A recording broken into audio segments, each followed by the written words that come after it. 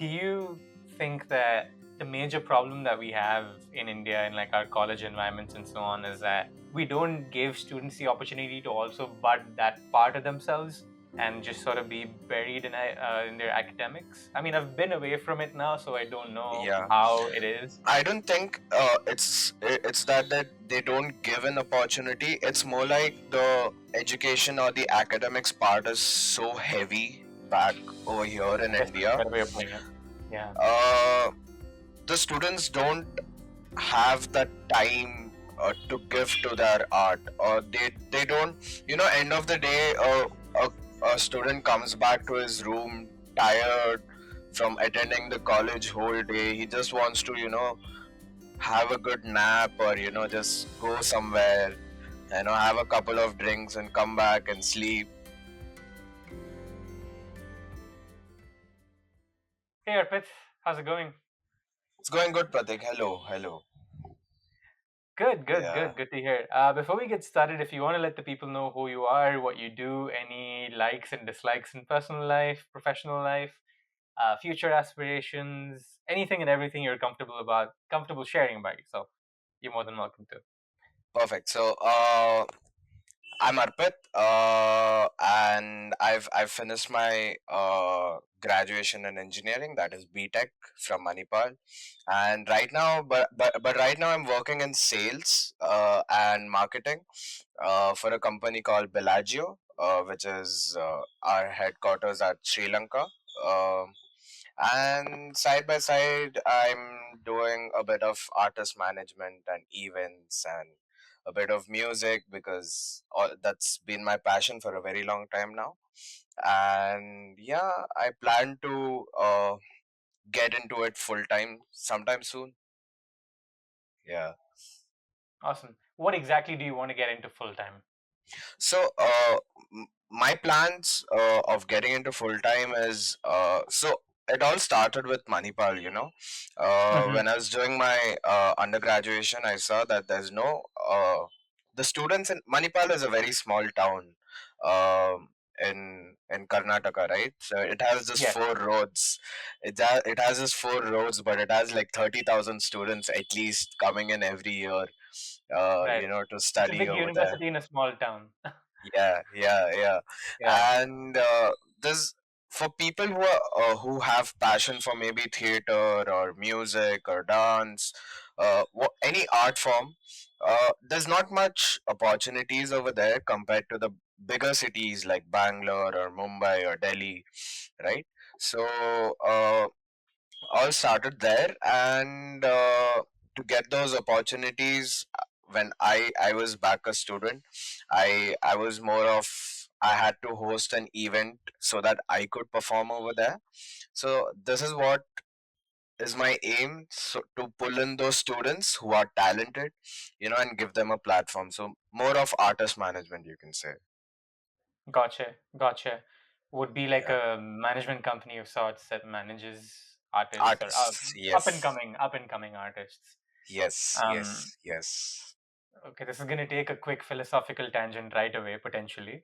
Um, do you think that the major problem that we have in India in like our college environments and so on is that we don't give students the opportunity to also bud that part of themselves and just sort of be buried in their academics? I mean, I've been away from it now, so I don't know Yeah. how it is.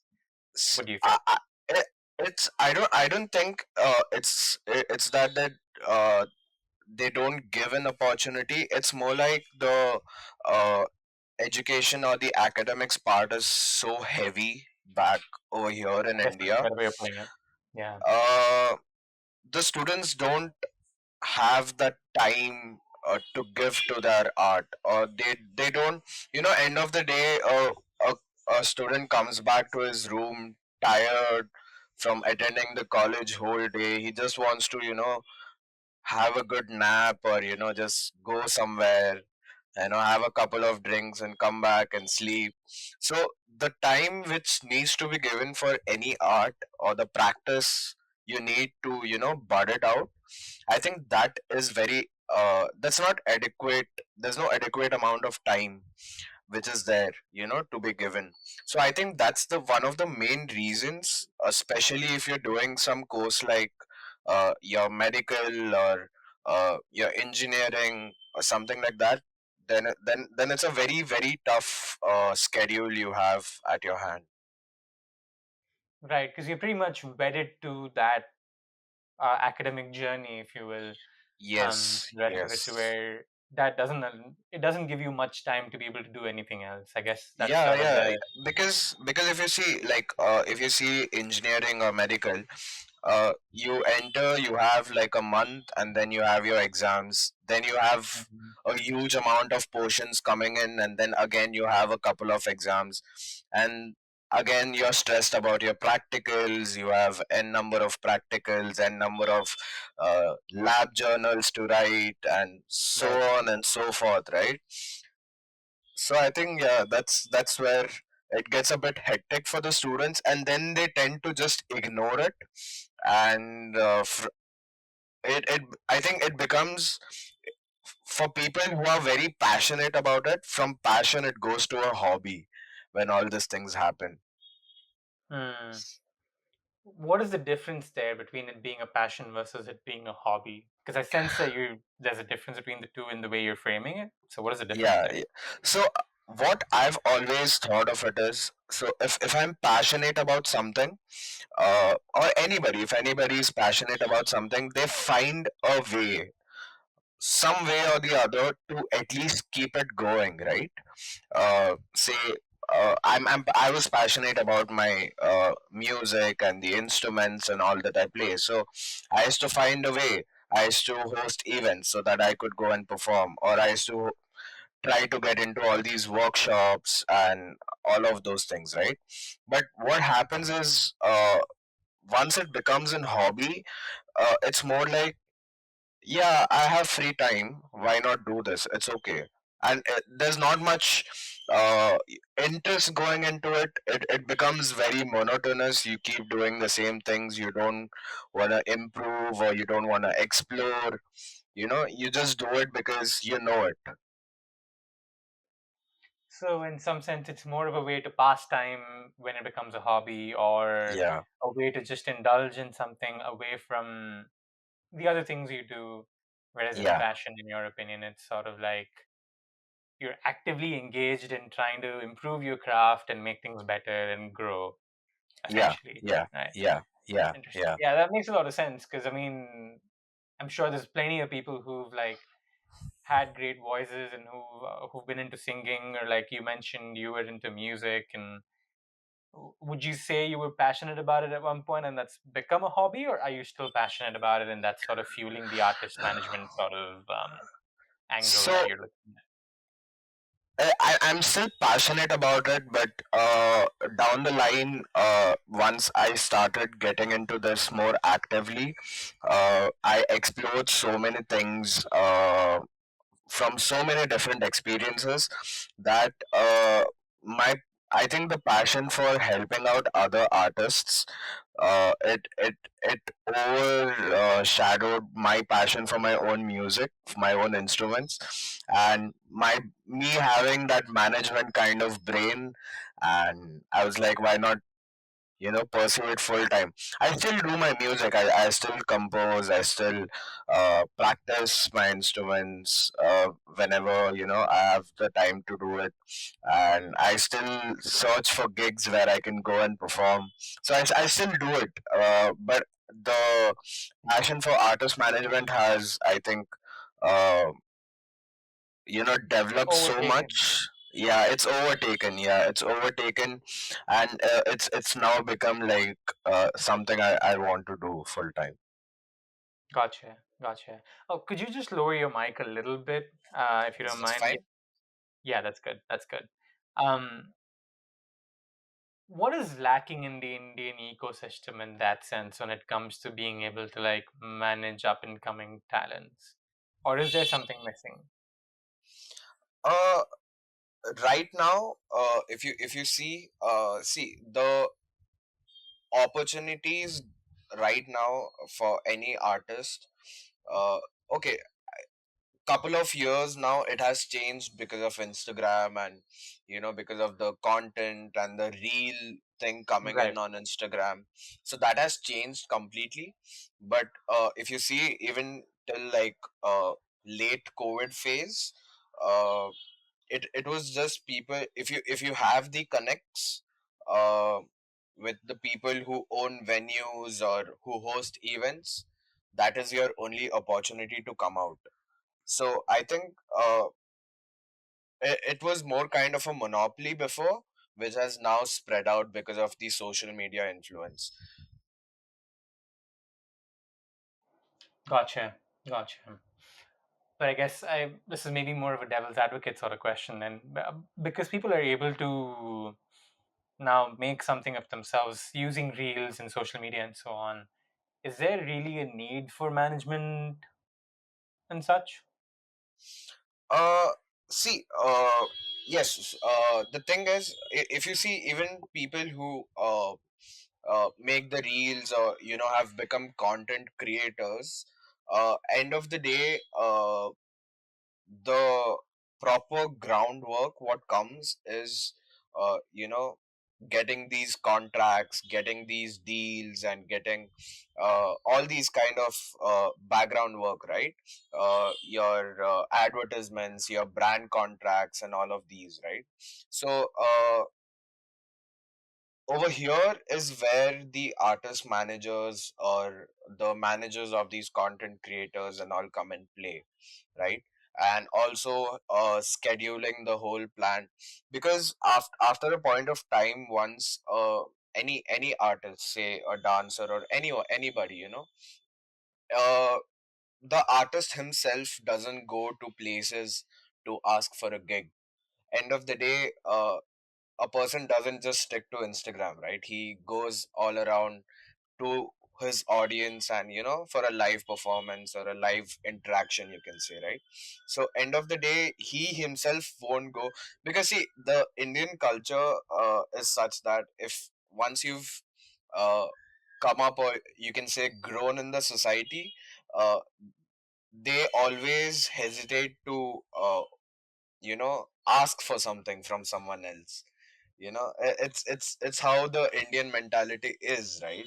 So that is where all these managers come into play, who have this, you can say, like for example, me, I have the sales and marketing background, someone has a business development background. So all these people are getting slowly into this field, and I think that is helping out the artists and the creators as well. Yeah, that's a very valid point. I guess the angle that I'm coming at it from is twofold. Well, not twofold, but I guess the other question I have as I'm hearing you speak is that you, and maybe this is more often a problem in the West. I don't know if it is a problem as much in India, or if it is going to become a problem in the future. But you hear stories of when people sign on too early with a managing company and so on. They sign on contracts too early, to where they sign off on stuff where they're probably not making as much money compared to the management company and so on and so forth. So there's this narrative also that you hear wherein people are like, grow yourself, and maybe once you get to a certain point, get people in that can manage different things for you, but don't sign on with someone very early, because then you're giving them more power because they're putting you out there.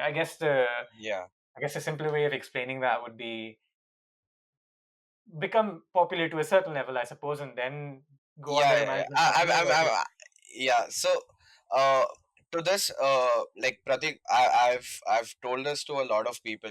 I've always believed. I think this is a problem in the West for sure, because I can't speak for other fields of art, but especially sure. in music, I've always believed, compared to the West, we are at least 10 to 15 years behind in what the West has done, right, in the field of music. So if you see, rock bands or hip hop is something which is coming up right now in India, which is upcoming thing in India. But If you take the US for example, you've had hip hop since the, I think, 80s or 90s, uh, and that was a huge thing back then. You've had rock bands, you've had Queen, the Dire Straits, you have Green Day, Metallica, all these people, from very early. So I've always believed that we're at least 15, 20 years behind in getting those concepts here compared to all the other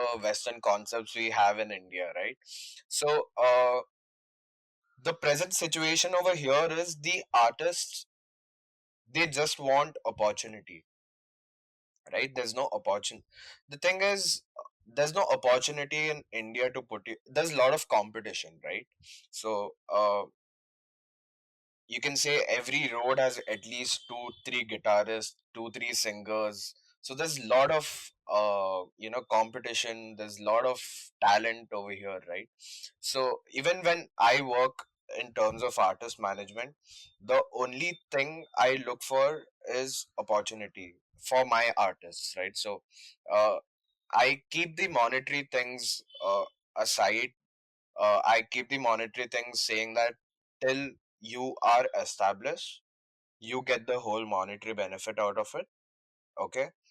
Obviously, I'll make money elsewhere because see, right now I'm doing this because I have a job. I get a salary out of it, right? So monetarily, right now I'm good enough, right? So till that artist has enough opportunities, till the artist has a good name, right, in the field. So that is how I work on to, and it's absolutely valid what you're saying, that you shouldn't sign with uh you know a particular label or a particular management company. It's absolutely right. So what we do is we just manage them. We even if we sign an MOU, we don't make it exclusive. What is an MOU for someone who might not know? So MOU is a memorandum of understanding, basically an agreement, right? So whenever we sign it, we don't make it exclusive. We let the artist explore because we, especially us, we cater to a lot of artists from the student community, right? Who don't have any idea what's going on in this outer field or outside the college, what's happening. They have no idea about it.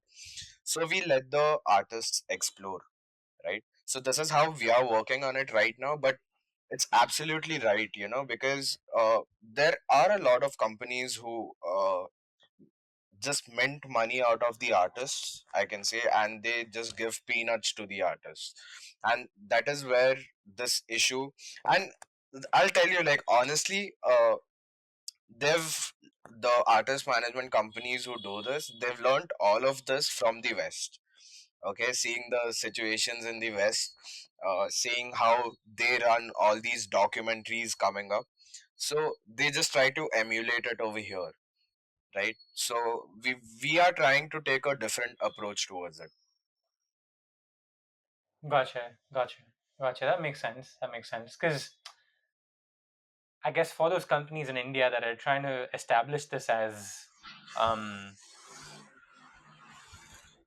I guess, a part of the system or the ecosystem, if you will, they have to learn Yeah, from somewhere. And the yeah, place that they're going to yeah, learn from is the places that it already exists in. yeah, So, yeah, yeah, I yeah, guess those bad practices unfortunately come in there as well. I yeah. hadn't I haven't listened to the entire episode of this podcast that I'm about to reference now, but do you Hmm. know the singer John Bellion? I've heard, yes.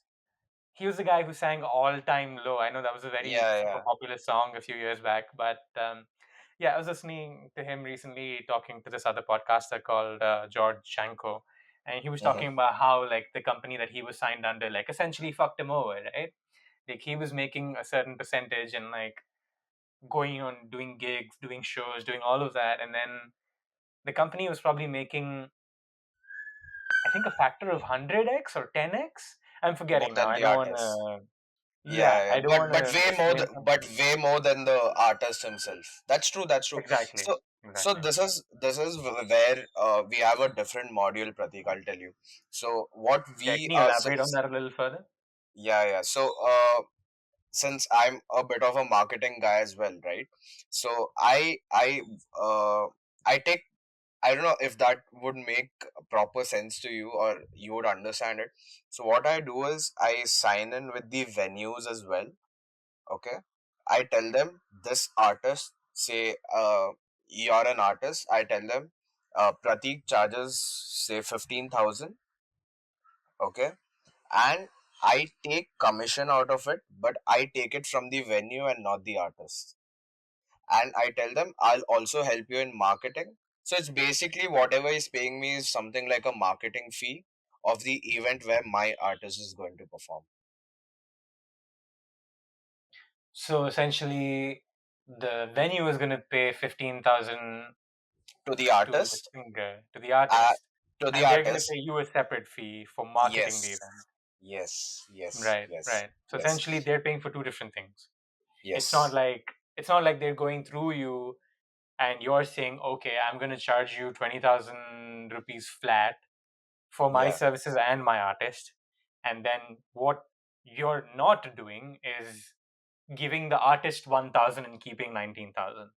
What yes, you're yes, doing is stepping aside from that, yeah, letting the artist get all the money that I guess they're supposed to get in this case, so entire 15, and then you'd yes, probably make whatever 1, 2, 3, 4, 5K on the side, yes, right? yes, yes. Gotcha. Is that a model that exists in like the West and so on from what you know? I'm not really sure about it. So Mm, this I started this because initially as I told you, I started with events, right? We used to take percentage of whatever ticket sales we do, or we used to take a percentage of the bar sales we do, right? So I combine this and the artist management thing together, and instead of the percentage of bar sales or the ticket sales, I tell them you keep the bar sales, you keep your ticket sales, give me a percentage of what the artist is charging, but you will pay the artist his full amount and that percentage commission to me separately.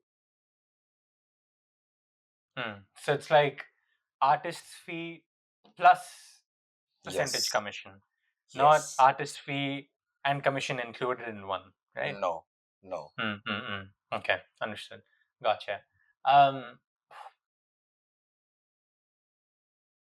I think the one great thing about social media today is that you have singers from, or like, I guess I'm thinking of singers because I've seen a lot of Indian like singers who are trying to make it big on Instagram. Some of them have, for that matter. yeah, There's this yeah, guy I've listened to here and there, off and on, not much, but a guy called Acoustic Singh. I guess he goes by Kabir. I guess he goes by Acoustic Singh, but his name is um, I'm forgetting if his name is Kabir or if it's something else. But anyway, I'll put up a thing of him over here in a second mm-hmm. when I'm editing this. But yeah, so like I've seen a lot of people like over the past 4 or 5 years gradually grow to where now they're releasing singles themselves that are on YouTube, that are on Spotify. I have a friend from Malaysia who used to study here where I studied, whom I've spoken to on the podcast. I'll link the episode up here in the info card. Uh, who's also doing it herself right now. She's making her own music. She's putting it up on Spotify and so on, and doing gigs and so on. So I think social media has given that platform to everybody to be able to do that, right? But I guess Yeah, what you're, I guess, bringing to the market is some assistance on the side where they're able to solely focus on their music and on being able to ground. grow their craft. So what we focus on is on ground, right? The live interaction, the live audience, Mm, the concerts or the club gigs, or yeah, so we don't focus on social media at all. We leave the right. social media to the artist itself. He or she has the full freedom to do whatever or whenever he wants to do it on. The person wants to do it on social media. Yeah, Uh, we focus on ground. understood. So yeah, so basically, I guess the point that I was trying to make was that in some sense you're taking the entrepreneurial sort of duties that an artist has to do in terms of bookings and so on and so forth. You're taking that away from them and helping them do it essentially, right? Yes, yes, Mm. yes, And you yes. mentioned that you sort of saw this as a gap, and that's why you wanted to explore it, and this sort of overtook your own passion for music itself. But I want to sort of go back a little further. What made you passionate in music? I started music. Okay, I'll tell you. This is a very it's a very Indian story, you can say. Uh, I had no passion for music. I was put into Hindustani classical singing classes and tabla and radangam classes when I was a kid by my parents. And I used to go there every day, every evening for classes, come back home. Next day, it's the same thing. And this went on till I joined SRS in Manipal. Uh, that was for almost 5 years, right? And then it stopped because initially I was in hostel in SRS. Actually, interesting fact, when I joined in my seventh standard to SRS, they had music classes in SRS, and I used to attend it, but they stopped it like in a year, right? So then that part completely stopped. And I remember in one of our annual day, we had our juniors, making a band and start they performing all these rock on and all of those songs.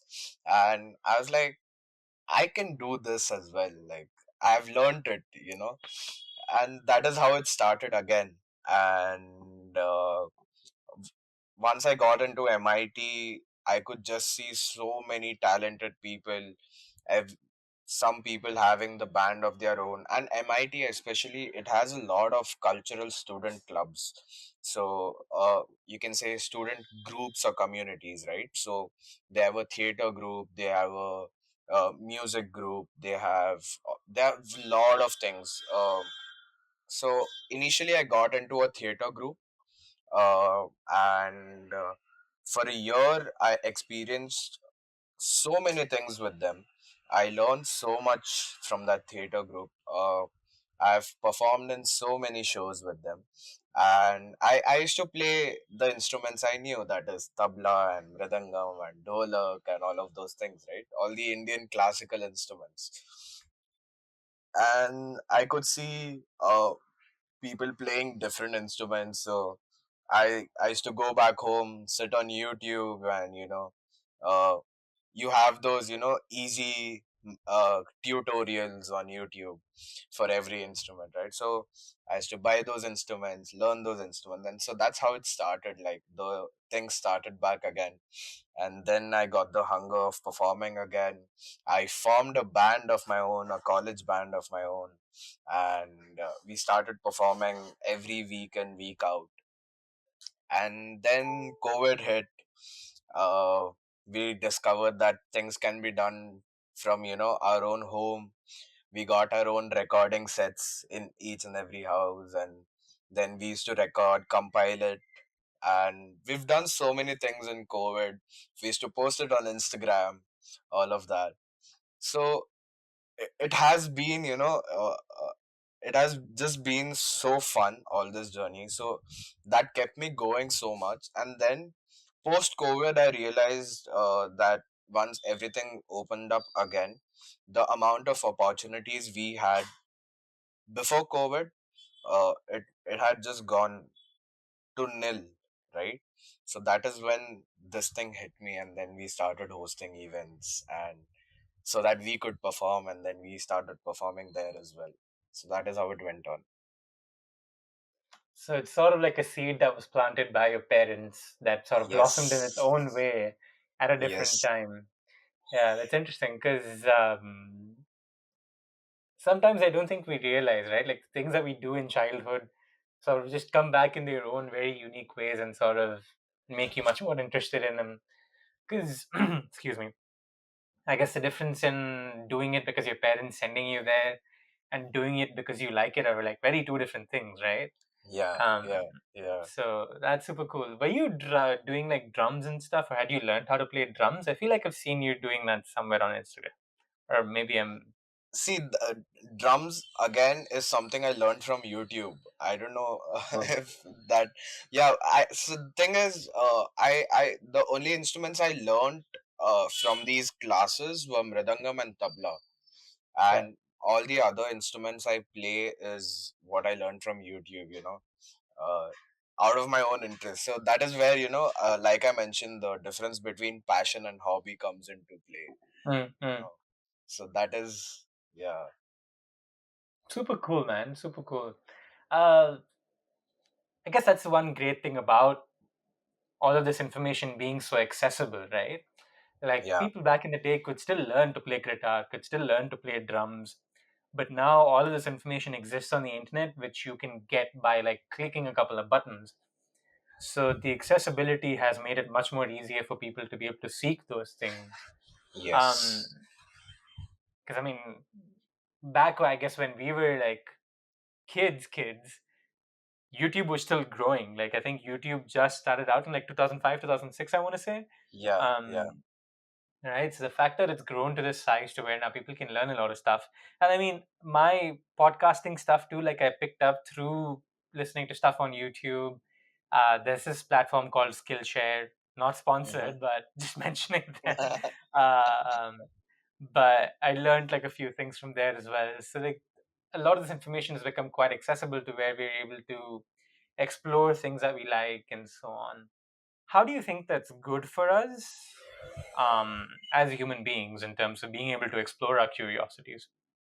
I think it's a very big thing for us. Yes, people do say that there are negatives to it, but I think there are only negatives to it if that okay, again, I'm talking about the field I'm in, right? The music field. uh it, it will be a negative only once your interest in it, you lose your interest in it, right? So even if you talk in general, the social media, it's become so accessible. uh, like you said, it's a very big plus is what I believe. It's a way where people have explored so many new things, have some things I don't think even we as kids could even think of, right? That we could know about this, or we could know this information or something like that, right? So I think that's a very big plus from what social media has done for us. What are some negatives? I mean, you sort of mentioned that there are negatives, but you didn't go into them. I'm curious to know what you think those negatives are. See, I think negatives, it comes from it mostly comes out of boredom or jealousy, you know all these all these trolls you get on internet, all these hatred, or all these you can say all anything, the negative comments, or just trying to put someone down. It's all out of either boredom or jealousy, right? So that is why I said, it's a positive till you have interest in it, right? So if you have interest in it, you keep going and going. Once you lose that interest, you say, no, I'm done, I cannot do it anymore. That is where the boredom and jealousy and trying to put someone down comes. And I think that's the only negative from social media. I don't think, even when people say like there's a negative use of it, I think this is what they mostly refer to and nothing else. Right. And I guess that's the other interesting part of the internet, right? Like, because we're able to stay behind a wall essentially and say a lot of these negative things, I don't know if the same people would actually come up to you and say the same things. I Yeah, mean, again, I yeah. don't know. I've not had that experience myself, but I'd be intrigued to know if someone generally would be willing to come and talk like the way they talk on the internet in front of you. I don't think so anyone would. I don't think Exactly, so anyone would. Yeah, because at that yeah, point, the likelihood is that you might get punched in the face or something else might happen, and then yeah, things get much worse. Things get yeah. much worse rather. So you're able to sort of protect yourself with this shield of the internet in front of you.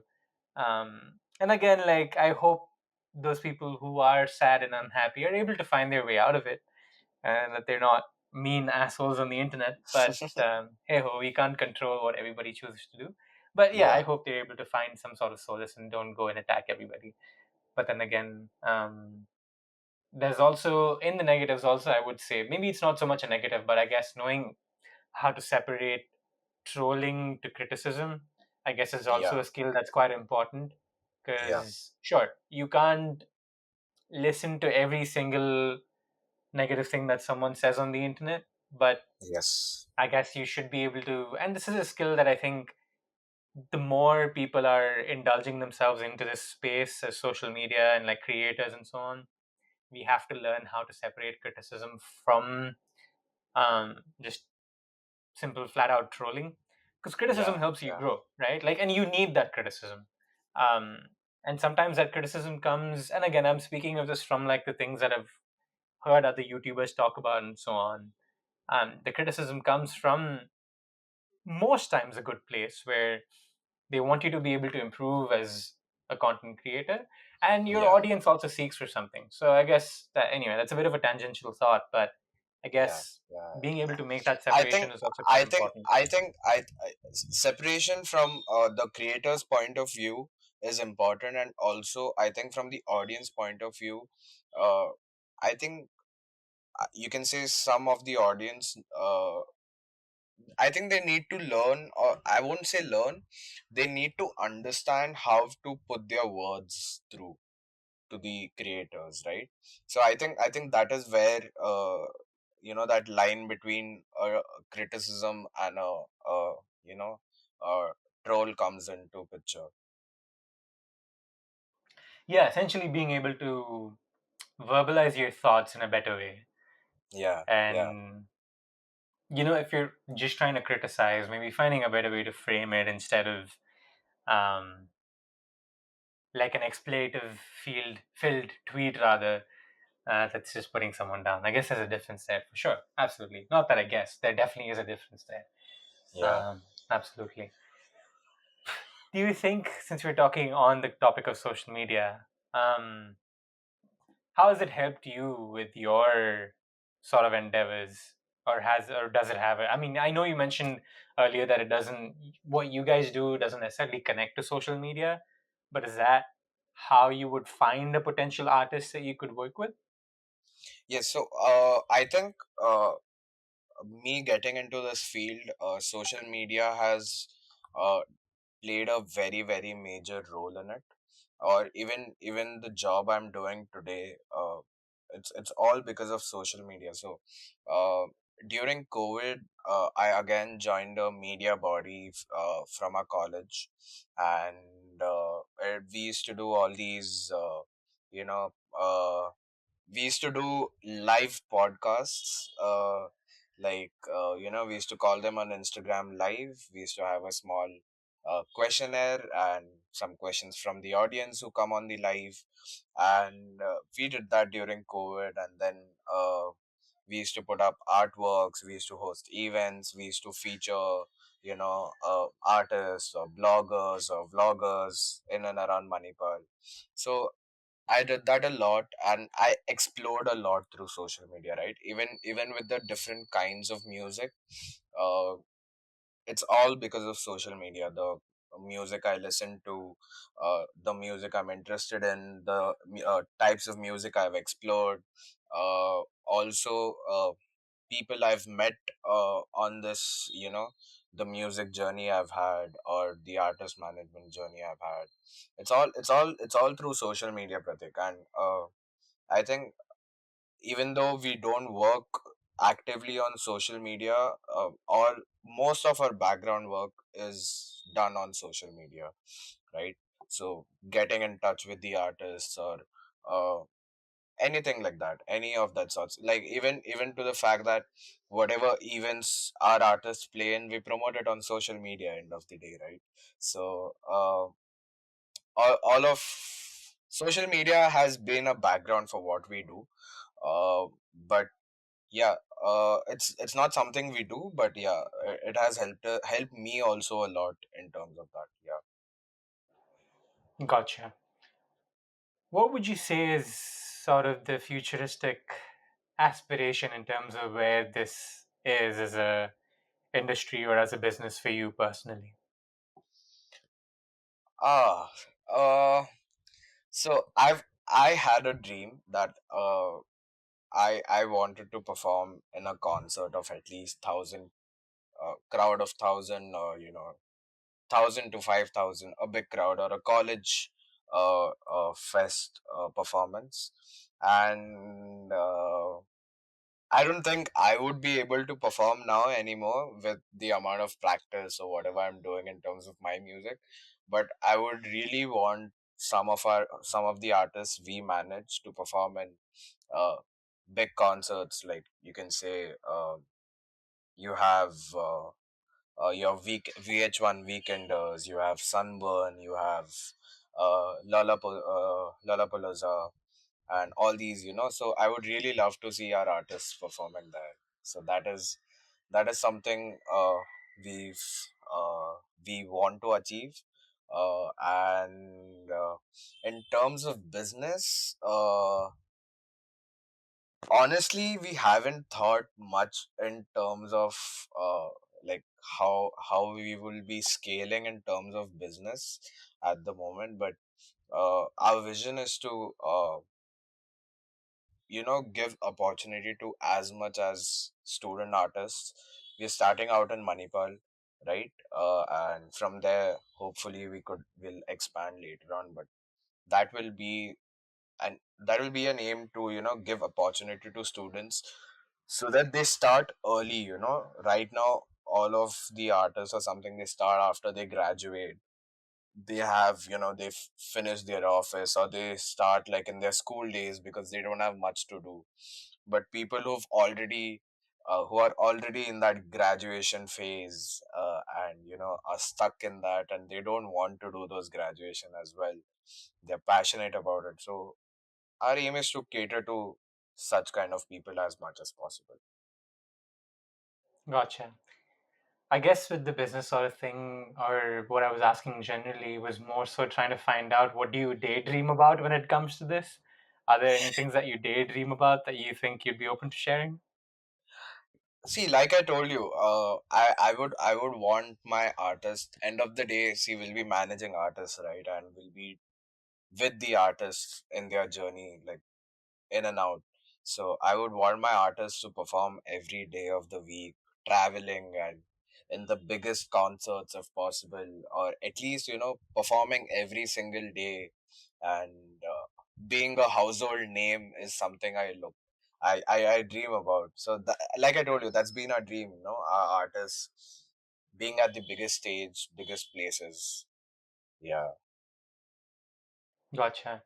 Uh, I don't know if you're comfortable sharing this. If not, that's completely fine. How many artists are you working with right now? So currently we are working with like in total, if you combine the DJs, if you combine the live music and all of that, we're working with six of them right now. Oh, cool. Okay. But yeah, so we we have some new things coming up very soon, which will be starting in the month of July in Manipal, and yeah, we are looking to expand post that. That's awesome. That's awesome. Yeah, because I think with starting something like this, like, was there a lot of fear before you started, or were you just like, I'm gonna do it, I'm gonna jump into it? What was your sort of outlook before you started? So our first event, like the first event I hosted, right, for my band to perform, uh, we had our tickets. We sold our tickets on Google Forms. Okay, and yeah, that's a very interesting thing. We sold our tickets on Google Form, and all of us was so nervous. So we were just sitting there. I remember every 5 minutes we are just refreshing the response sheet of the Google Form to see, okay, do we have tickets sold or not, and all of that thing. So that event was, yes, the first one was, it was full of nerves, and uh, I only remember enjoying the performance, like where I performed. Other than that, it's just hazy what all work I've done during the event as well, because it was full of nerves, right? But Mhm. post that, I think that the scared part or the nerves hasn't come up. It's always been I have to do it and let's do it. That's Yeah. super cool, man. That's awesome. That's awesome. How many people did you all end up performing for at that event? So the first one was for 400. Uh, Cool. Super cool. yeah, yeah. The first one was for 400, and that was in Feb of 22. Uh, if I'm not wrong. No, Feb of 20. Yeah, 21 or 22, and that was the first event we ourselves hosted and performed in. And post that in November, we did an event, a similar kind of event where we had a crowd of 700. That's massive, Yeah, dude. Man, that's awesome, man. Kudos to you guys. That's very cool because I think the one thing that stops a lot of us from like trying to explore the things that we want to explore is that fear, right? Of like, yeah, what if it yeah, fails? What if I fuck up? yeah, yeah, yeah, Sometimes there's money involved. There's a lot of other things that are involved in like trying to take that jump, right? yeah, But man, yeah. massive kudos to you and to your No, group for no, taking that jump. I'll tell you, Pratik. We've also had events where there have been only two people in the audience, and Mm, we've just kept our mics aside. We've been like, let's all sit in a circle and let's do it with the mm. two. So we've done like we've had like two, we've had 50, we've Up had and down. 100. Yeah, it's always up and down, but yeah, it's always fun. The first event obviously will be a lot of nerves, but it's always fun. That process, the planning, the process. You set all nighters. You don't have sleep at least like a week prior to the event. You don't have sleep. You're always thinking, what if it goes down? What if this doesn't happen? uh, to this point, recently, the thing I told you, so we have this a new launch in Manipal, and we have this artist coming up, and that's on the 5th of July, right? And recently I just woke up from a dream where the sound systems and all were not working, and the event was happening in my dream. So I just woke up and I had to call my friend who works with me, and I told her, "Dude, is the work done?" And she's like, "Yeah, yeah, don't worry." And then I was like, "Okay." So yeah, Yeah, so it's a fun experience altogether. Yeah. absolutely, absolutely. Was there something that event where you only had two people show up that it sort of impacted you or taught you something? Uh, yes, it did teach us that not all event is going to be the same. Not all event is, we are going to have 300, 400 people. We are going to be house full every event or something like that. It taught us also that,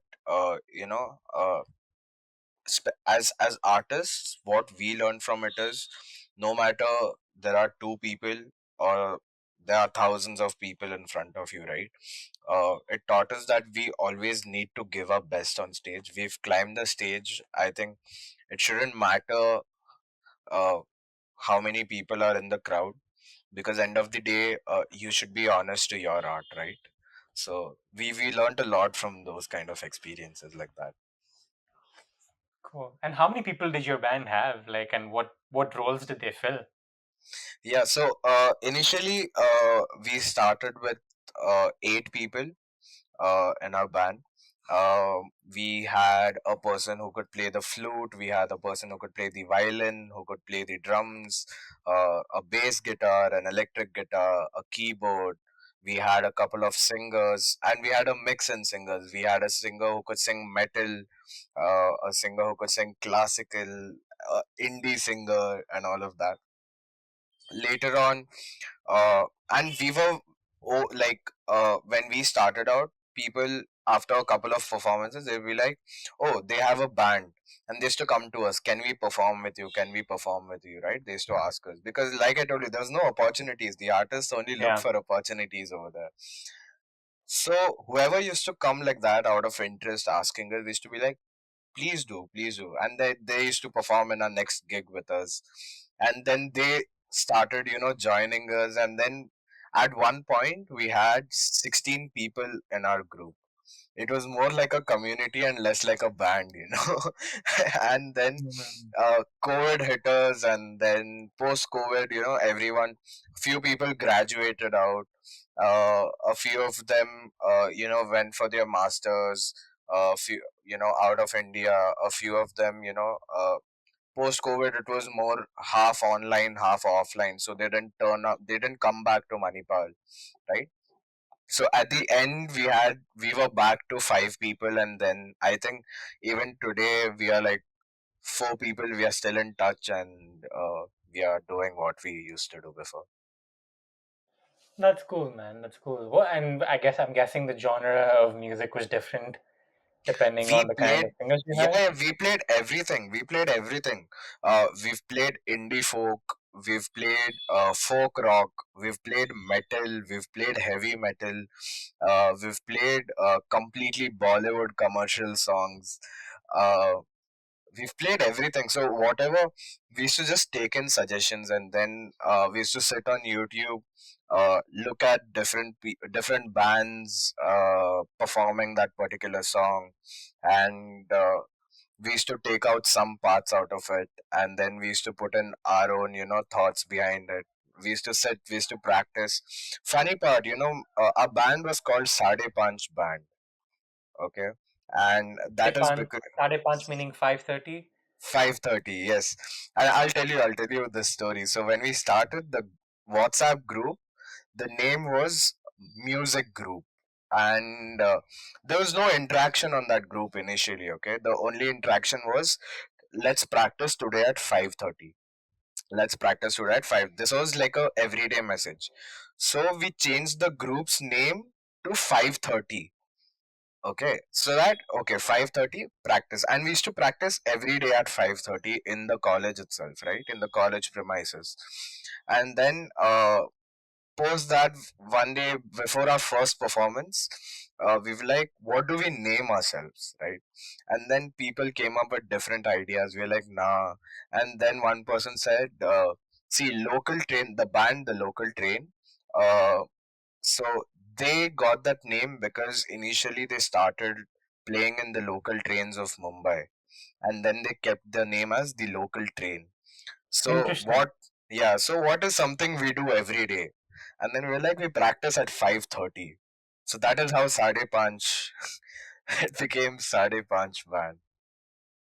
Oh, that's nice. That's nice. That's Yeah, nice. yeah, The yeah, reason why I jumped to explain or like mention Sade Panch is because for those of you who don't know Hindi, Sade Panch is like a way of saying 5:30 in terms of time, which Arpit sort of elaborated on. But yeah, that's very smart in a way, but it sort of like sticks to the essence of the group too. So that's kind of yeah, nice, kind of cool. yeah, Um, Talk to me a little more about sort of putting your own creativity into the covers that you all played and so on, right? Because as someone who's interested in music, I'm sure there's like so many different things that you think of in terms of okay, maybe I could yeah, tweak it here, tweak it there. yeah, Is it yeah. mostly just your personal interest of where you want to tweak it, or do you also sort of take into consideration your audience or the people that you might be playing for, or is it a So, combination of the two? like our band, what we used to do is, okay, whenever we used to practice, we used to take a song, like any random song, and a person used to start playing or singing it, and people with their respective instruments would just add in with whatever they could fill in with, right? Maybe some melodies, or maybe some chords, or some harmonies with their singing and all of that. And we used to jam. We used to constantly keep jamming, and then whatever was the best version or the best parts of it, we would just take it out, combine it into one cover, and we used to perform that part. So we never thought about it like from an audience perspective, right, initially. And then once we started performing, the only audience perspective we thought was, how can we get the audience to interact with us? So maybe the clapping or the flashlights and all of that, right? So I think that's the only thing we thought of from the audience perspective. But in terms of music, we never thought from the audience perspective. Like, we, to this point that the people in Manipal, they didn't listen. They wouldn't. Hardly a few people, you can say, you could handpick a few people who would listen to metal or heavy metal or something like that. But we used to play it openly. We were like, nah, it's okay. Even if 10 people are listening to it, it's for those 10 people. So we used to just play it. Yeah. I'm thinking of something that Rick Rubin said. I mean, I know he does a lot of different things, but I think he's initially an artist. He's into like parts of music and stuff.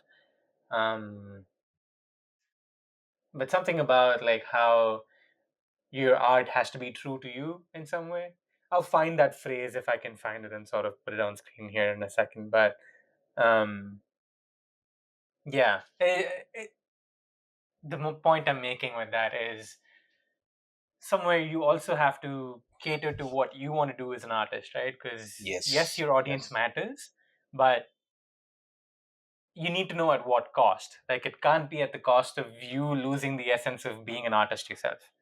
yes, Um, yes, so, yes, and I think a lot of people talk about that, even like YouTubers and all those sort of people talk about it as a matter of the videos that they make and like catering to their audience versus doing things that they're interested in doing and so on. So I think it sort of applies to a lot of the creative work that people do, um, which is cool. Which is yeah, cool. yeah, Yeah, I mean, yeah. I was just thinking of uh, like I've performed with a couple of my friends here on campus too.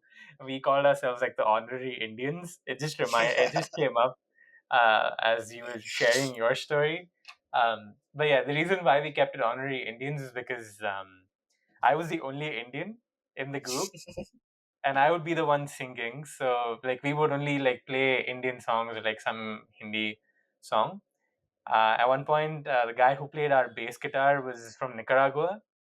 Hmm. The guy who played guitar was from Vietnam, and then we had a guy playing like the djembe drums, Yeah, and yeah. yeah, it was an American guy. So Wow. yeah, it was just I mean I've only done it like 2 or 3 times, but it was fun like getting together, practice, and like so yeah, I guess Yeah, in yeah, that way, like even if you're not performing or just doing this as like a part of engaging with people and having fun, it's yeah, beautiful in the way that it brings people together, right? Like yeah, yeah. Like brainstorming, doing these things. even if you're sitting and jamming, right? So we have these you know uh, places in our campus in MIT. We have something called the student plaza, right? So it's just a circular structure which has shops and fountains, and students usually sit there, chill in the evening if they have nothing to do. So we used to just sit there. We used to have a clap box, a guitar, two singers. They used to sing. People are playing music. Everyone comes about, and then they are jamming with us. It's all a beautiful vibe, right? And then slowly after that, when we used to host events, we used to host open jams, and there we used to get. We've had a couple of artists coming in and be like, okay, I'll jam with y'all, and then they have later on, uh, gotten with us to some of our performances and become a part of our band later on.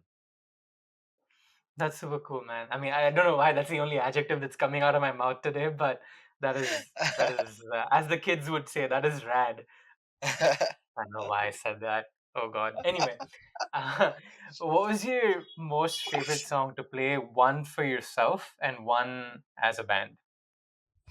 Hmm. Oh, now that's a very very tough question for me. Uh okay. I think the favorite song to play for us was a very very underrated song. It's called Jag Changa by Raghu Dixit. Okay.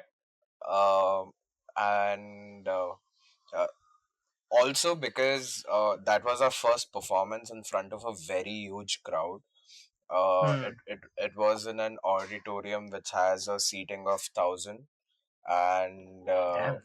yeah, and there weren't 1,000 people. There were around I guess 700, 600, 700 people. But that was our first performance in front of such a big crowd, and uh, the amount of practice we've done, from not knowing the song at all.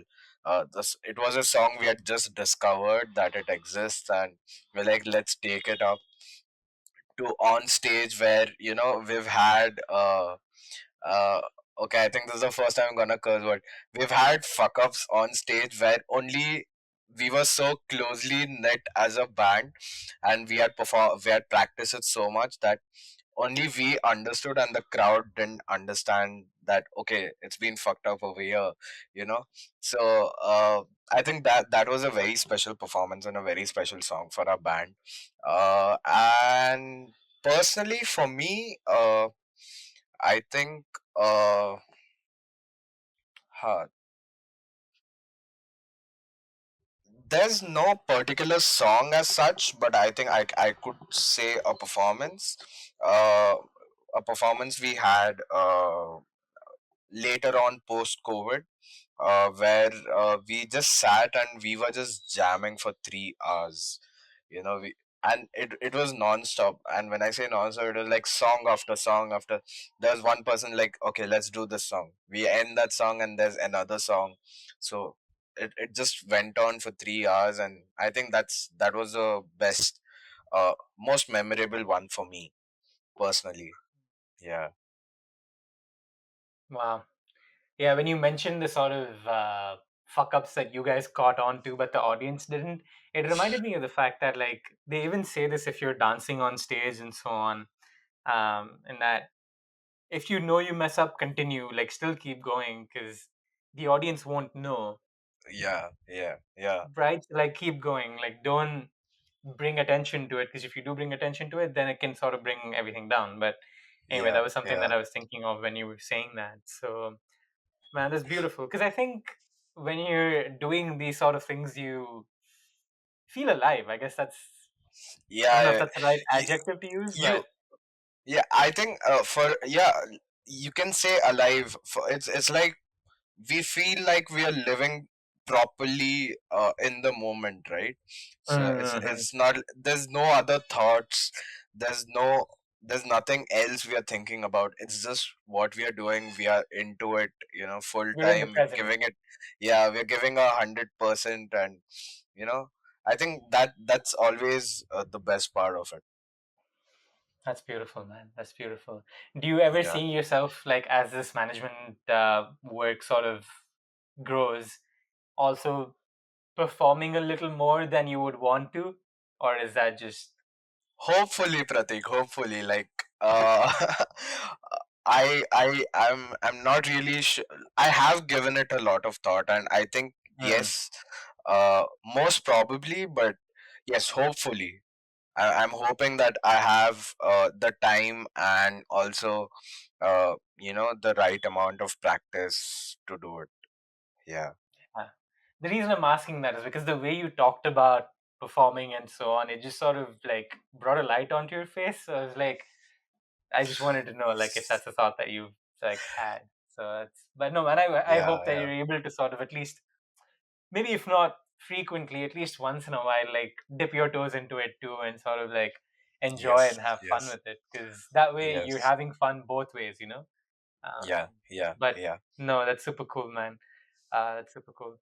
Let's bring this to a close. Thank you so much, man. I appreciate you coming on and like sharing everything that you did and talking so candidly about your experiences in terms of the things you want to do and the things you've already done with music.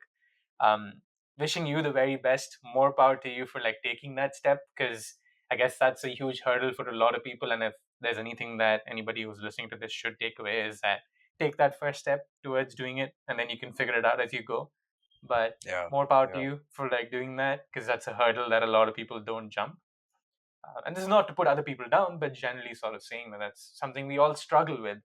So massive kudos to you, man, and thank you so much, Thank Arpit, you. for coming on. I Thank you, appreciate it. Pratik. Thank you. Thank you. And also, it's amazing what you're doing. Like I told you on text already, right? Yeah. Like, and already I told you before this, I love podcasts, and I think you learn a lot from podcasts, and it's a similar experience to what I'm doing. I learn a lot from my experiences, and I'm very happy that you're doing this, and uh, keep doing it, man. Like, no matter, like, what I would say is, no matter what the audience, and I know that you don't do it for the audience, but it's amazing what you're doing, and I would just say keep doing it. Thank you, brother. I appreciate it. And Yeah, likewise to you as yeah. well, man. Keep doing what you're doing. God bless you. May it all work out for the best. But yeah, thank you so much, Arpith, once again. I appreciate it. And for those of Thank you you, Prateek. watching, yeah, absolutely, man. Absolutely. And for Yeah. those of you watching or listening, thank you so much for joining us. We will see you guys next time.